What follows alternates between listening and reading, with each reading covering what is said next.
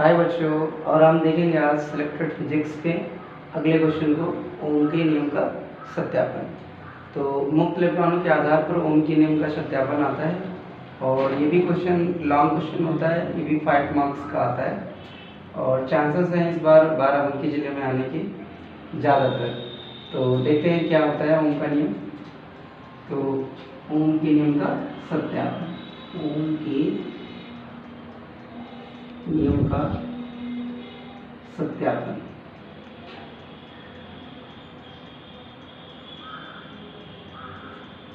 तो ओम के नियम का सत्यापन कैसे होता है? तो मुक्त इलेक्ट्रॉनों के आधार पर देखेंगे तो हम सबसे पहले क्या करते हैं, चालक मान लेते हैं बेटा। तो ये हमने मान लिया चालक तार है, ठीक है, ये चालक तार है।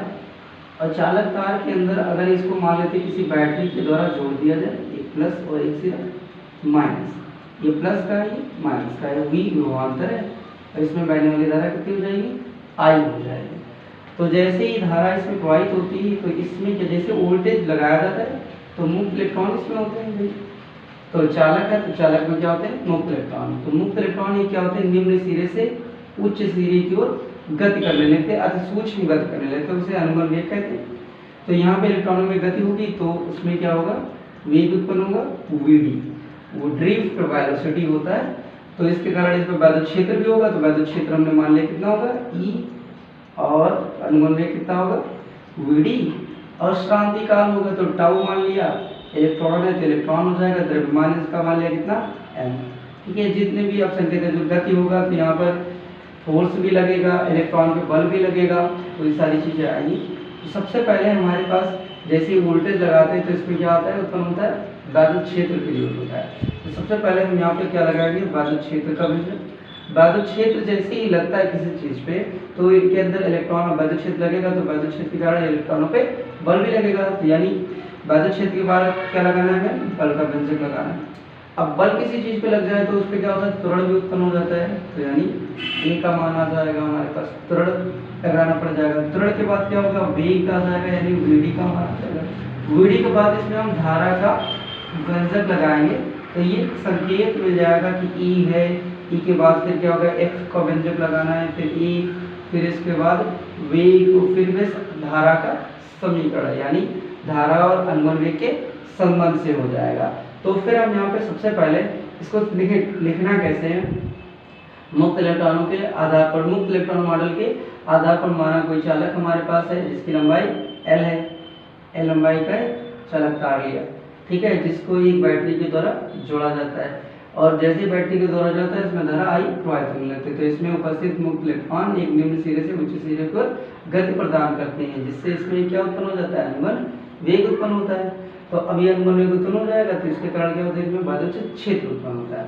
तो सबसे पहले इसमें क्या करेंगे, विद्युत क्षेत्र लगाए। तो विद्युत क्षेत्र बराबर ये लंबाई कितनी है, एल, इसके अंदर उत्पन्न विभवांतर कितना है, वी है, तो क्षेत्र कितना, विद्युत क्षेत्र कितना है, ई है।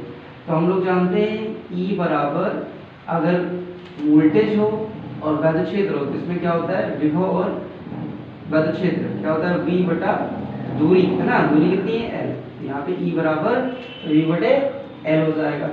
अब ई के बराबर ये वी बटे एल हो गया, समीकरण 1 कर लिया हमने।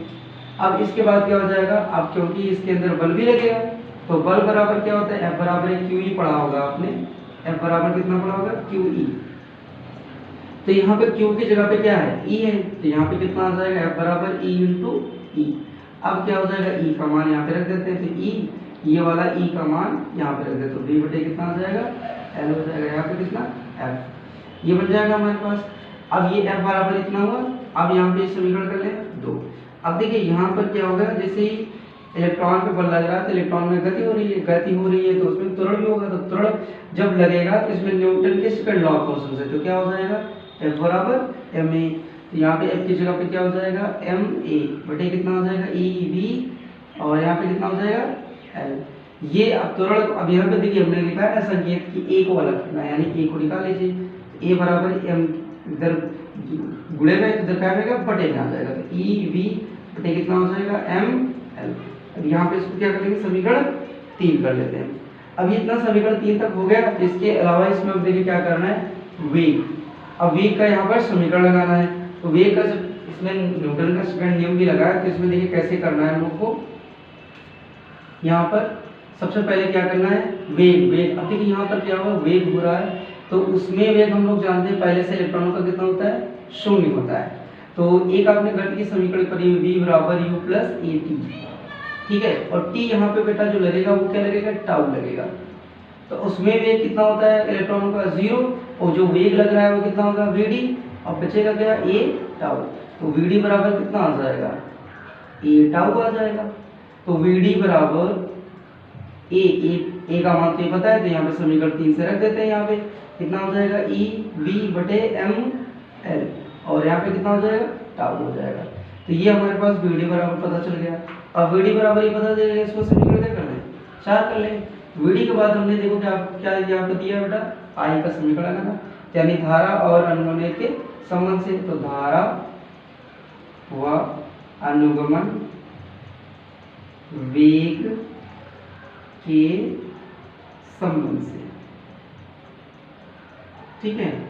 तो धारा अनुगमन का संबंध क्या होता है, आई बराबर एन ए वी डी, ये होता है। तो वी डी का मान यहाँ पे रख देंगे बेटा, बस हमारा आ जाएगा व्यंजन। तो वी डी का मान, इसको समीकरण आप कितना कर दें, 5 कर लेंगे, ठीक है। तो समीकरण 4 का मान समीकरण 5 में रखने पर, ठीक है। तो यहाँ पर रख देंगे तो देखिए कितना आ जाएगा बेटा, आई बराबर एन ई ए, वीडी की जगह पे कितना, ये वाला ई वी बटे एम एल, और बाहर कितना है, टाउ है, ये आपने टाउ रख दिया।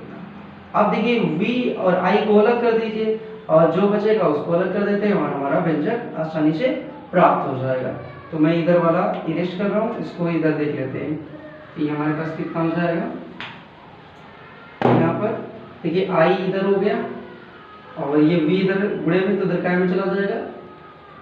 चलिए ऐसे नहीं करते हैं हम लोग, क्या कर लेते हैं, यहाँ पर ये वाला इधर भेज देते हैं। तो i को देखिए ये m l इधर चला जाएगा, और इसी के नीचे जो इधर गुणे में काय में चला जाएगा, बटे में n e, और e 2 बार मिल जाएगा, तो e स्क्वायर a है, a हो जाएगा, ठीक है। और यहाँ पे कितना है, टाउ, इतना हो जाएगा, ml ऊपर हो जाएगा, ये सब इतना हमारे पास हो जाएगा। और फिर हमारे पास देखिए इधर v तक आई था गुणे में, तो इधर काय में चला जाएगा आई बटे v, ऊपर क्या बचेगा v, ये जगह v बटे आई। अब ये क्या किया, किसी तार के लिए इसको एक नियतांक मान लिया गया बेटा, इसको क्या मान लिया गया, नियतांक। तो इसको प्रेजेंट कर दिया गया r से, तो r बराबर कितना आ जाएगा, v बटे आई, ये हमारे पास वैल्यू हो जाएगा। जहाँ r क्या है बेटा, जहाँ r है ml n e square a tau, यानी एक नियतांक होता है, ठीक है। इतना आपका एक नियतांक मान लिया जाता है, तो ये नियतांक के बराबर है। तो ये हमारे पास एक नियतांक मान लिया जाता है, इसीलिए r बराबर ये भी होता है, और r का मान यहाँ पे रख देते हैं, r बराबर बटे आई होता है। ये ओम के नियम का सत्यापन है।